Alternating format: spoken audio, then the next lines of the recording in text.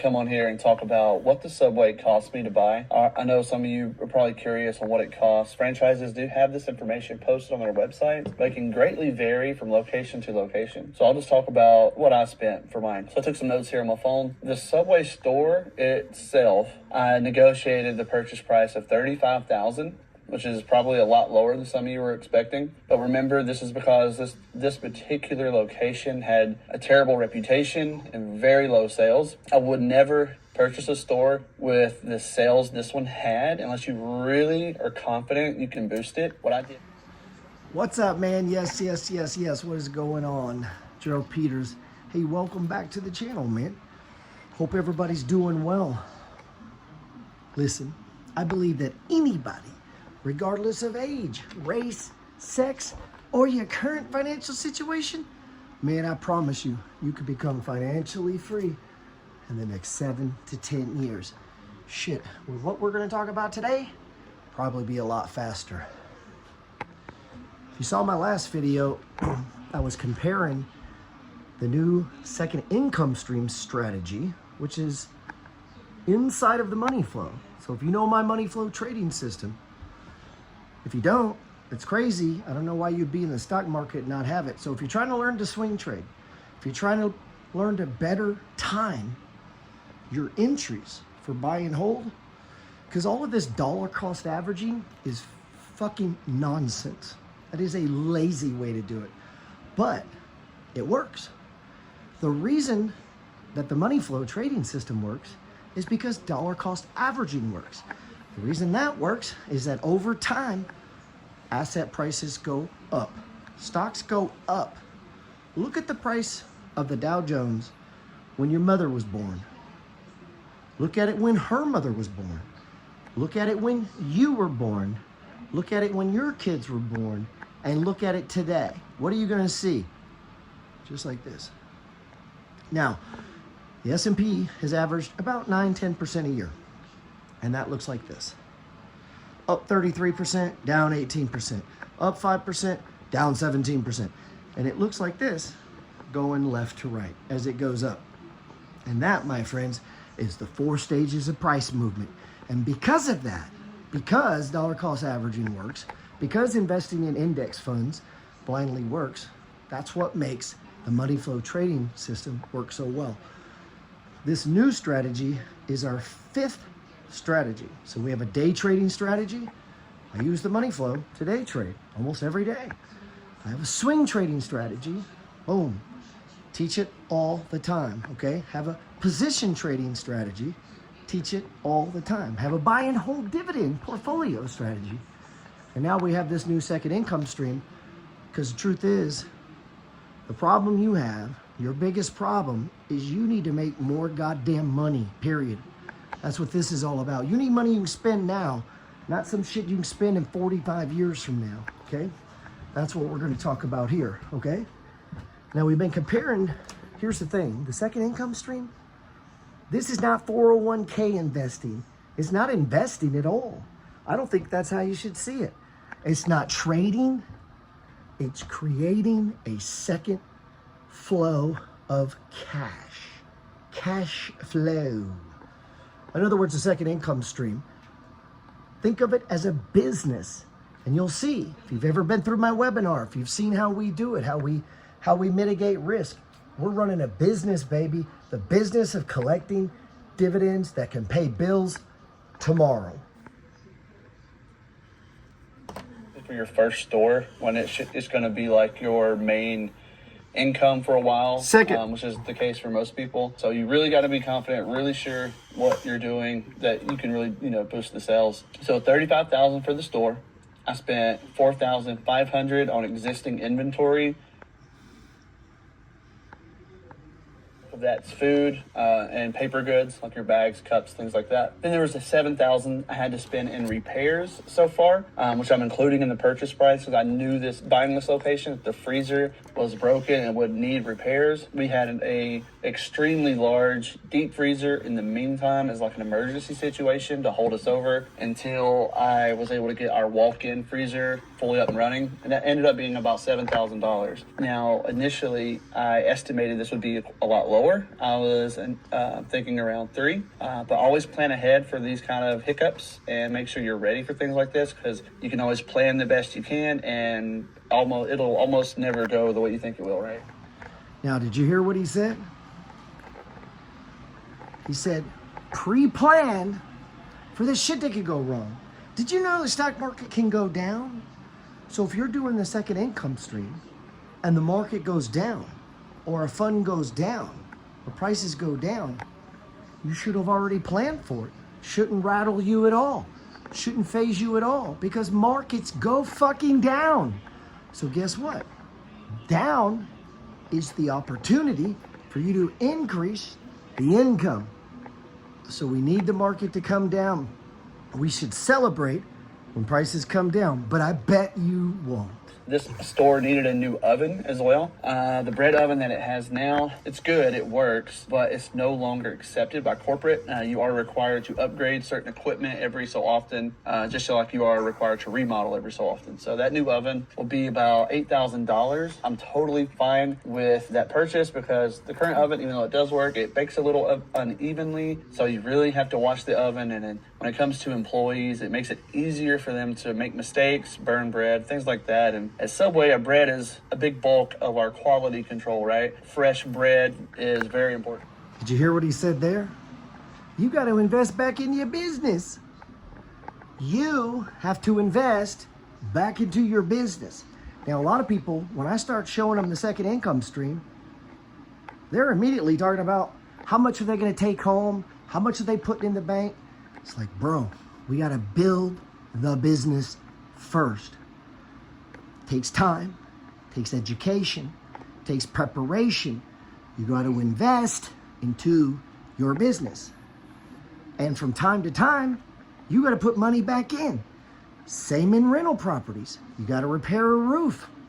You got to fix a water heater. Sometimes funds lower their dividends. Sometimes there's a rights offering. Sometimes one goes up, one goes down. It's all part of the business. And so you've got to leave. Some dividends got to go back into the business to keep it going forever. Overdue for a remodel. It was several years overdue. Your portfolio is probably overdue. Which is extreme, at least for Subway. They will and can, corporate can actually come in and shut your store down if you refuse to do these remodels. Margin call. Your franchisee agreement that you sign when you become a franchisee is legally binding. You have to do these. Most smart franchisees budget for these. I set aside money every single week, automatic in my bank account. It goes into a savings bucket for... Did you hear what he just said there? Meaning, as you receive dividends, set aside some. Leave some in the account, right? That's how we offset erosion. Businesses have erosion. Real estate has erosion. You have to put money back into the process. You have to put money back into your second income stream.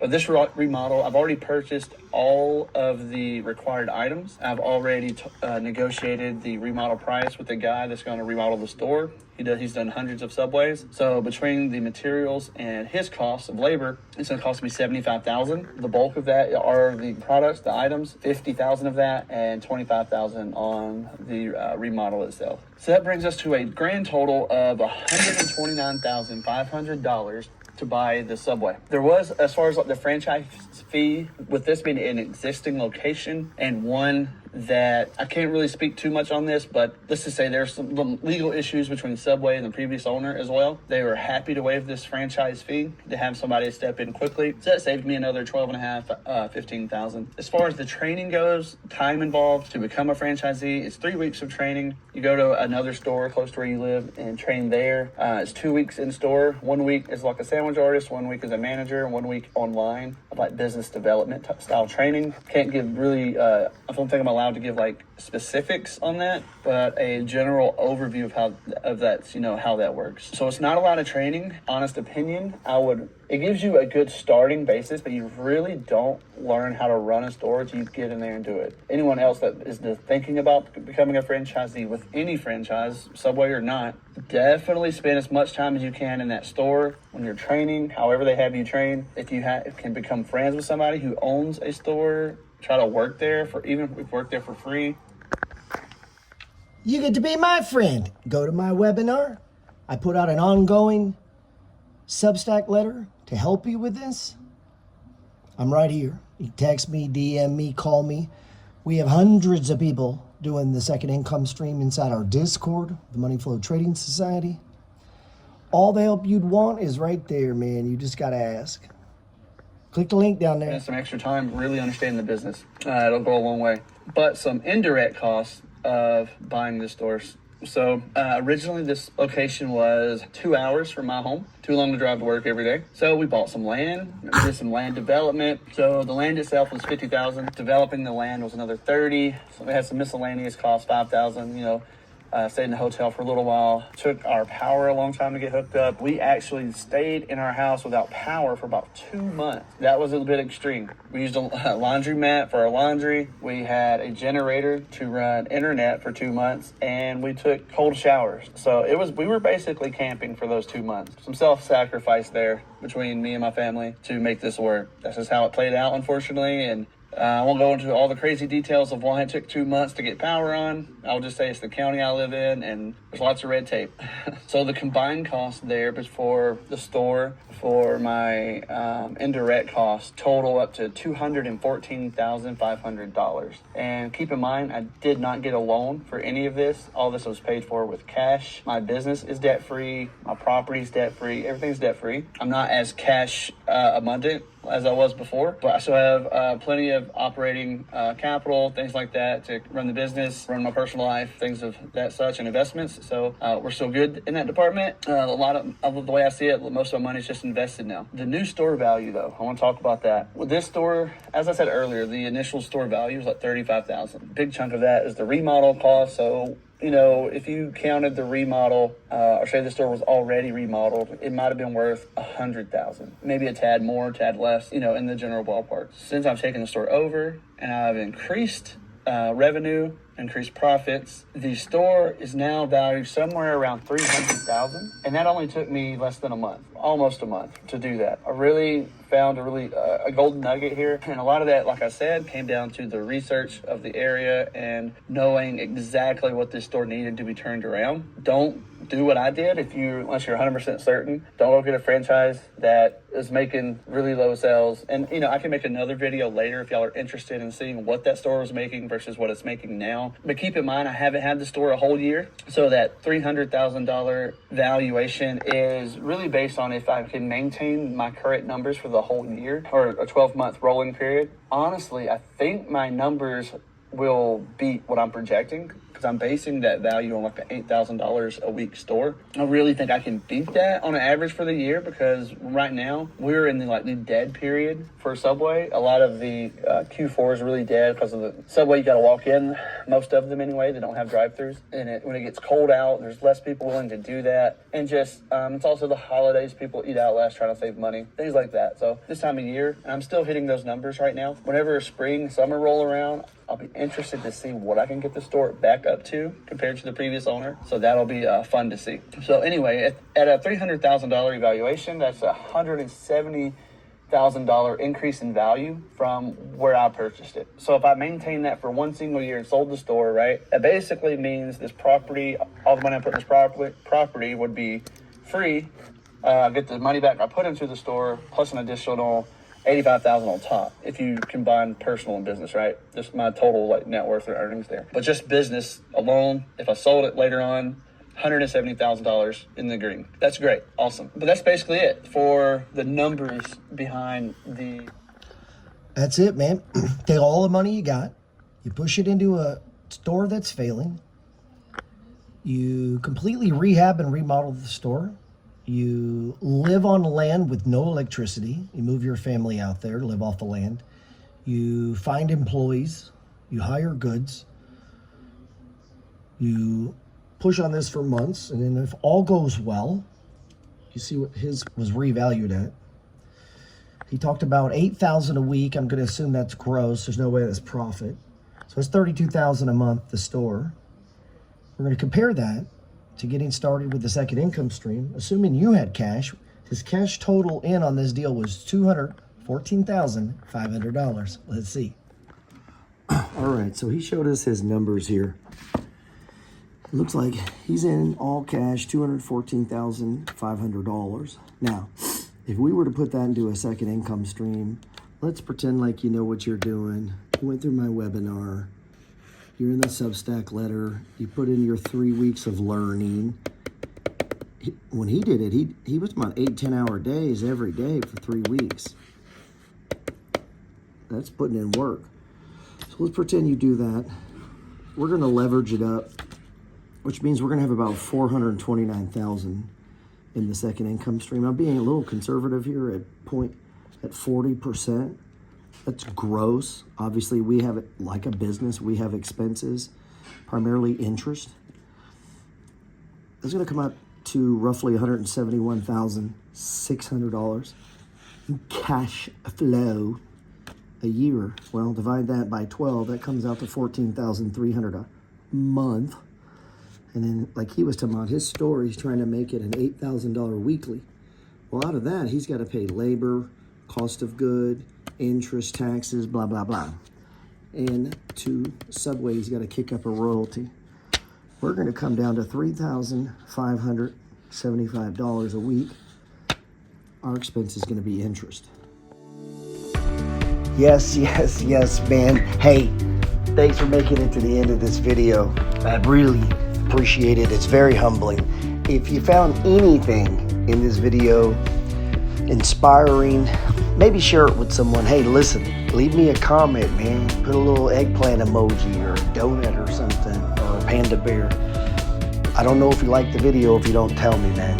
Simple as an emoji or click like, and that would make my day. Also, hey, go over to geraldpeters.info, get a free copy of my ebook. You don't have to die broke. That's what I'm here. And listen, man, you don't have to get it right. All you got to do is get it going. God bless.